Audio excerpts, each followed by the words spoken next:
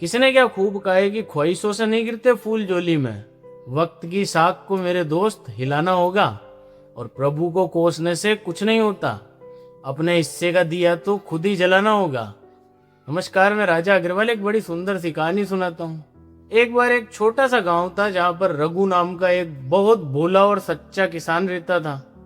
उसके पास एक छोटा सा खेत था और उसके एक 8 साल का बेटा था जिसका नाम था मोनू। तो एक साल गांव में और आसपास के जंगल में भयंकर सूखा पड़ा। सारे खेत सूख गए, जमीन फट गई और रघु का छोटा सा खेत भी सूख गया। पर रघु रोज सुबह उठता और अपने कुएं के पास जाता, आसमान की तरफ देखता और कहता कि प्रभु, आपने जो भी किया अच्छा किया और आप आगे जो भी करोगे वो अच्छा ही करोगे। और उसका छोटा बेटा उसको रोज ये सब करते हुए देखता था। तो एक दिन उस मोनू से रहा नहीं गया और उसने उसके पिताजी का हाथ पकड़कर कहा कि पिताजी यार, आप कितने भोले हो। हमारी फसल बर्बाद हो गई है, कुआं सूख गया है, घर में खाने को दाने तक नहीं है और आप अभी भी कह रहे हो कि भगवान जो कर रहे हैं अच्छा कर रहे हैं। उन्हें तो हमारी जरा सी परवाह भी नहीं है, तो भगवान कैसे अच्छा कर रहे हैं। तभी रघु ने मुस्कुराकर अपने बेटे के सर पर हाथ रख के कहा कि बेटा, प्रभु का हर फैसला एक तोहफा होता है, बस हमें वो सही वक्त आने पे समझ आता है। अब अगले दिन रघु ने सोचा कि क्यों ना, कुआं तो सूख ही गया है तो इसे थोड़ा और गहरा खोद दिया जाए, क्या पता पानी बाहर निकल आए। तो वो और उसका बेटा दोनों कुएं के अंदर उतरे, भरी धूप में भरी मेहनत करके उस कुएं को खोदने लगे।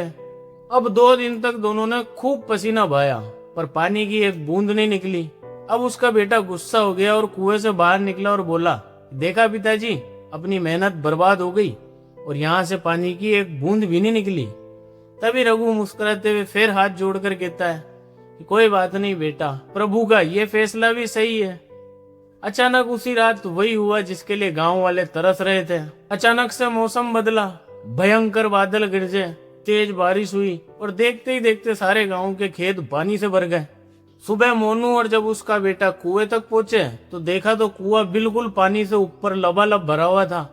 पर असली ट्विस्ट तो अभी बाकी था। बारिश के तेज पानी की वजह से जो मिट्टी रघु ने 2 दिन में खोदी थी वो नीचे बैठ गई और कुएं की दीवार में से एक पुराना लोहे का गड़ा निकलकर बाहर आ गया।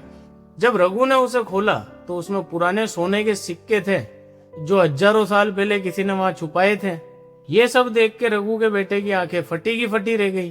तभी रघु ने अपने बेटे को गले लगाया और बोला कि देखा बेटा, अगर सूखा नहीं पड़ता तो हम कुआं नहीं खोदते और अगर हम कुआं ही नहीं खोदते तो ये बारिश के पानी से कभी घड़ा बाहर नहीं निकलता।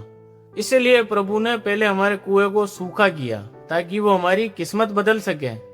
दोस्तों, अक्सर हमारी जिंदगी में भी जब सूखा पड़ता है, हमारी नौकरी चली जाती है, रिश्ते टूट जाते हैं या फिर बुरा वक्त आ जाता है तो हम भी रोने लगते हैं।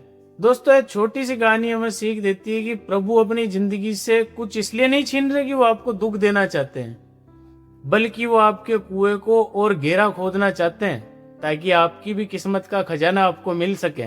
इसलिए हमेशा प्रभु पर भरोसा करें क्योंकि उनका हर एक नो आने वाले आपके समय में एक अच्छे यश की शुरुआत होती है और जब भी वो एक रास्ता बंद करते हैं तो एक नई मंजिल तैयार रखते हैं।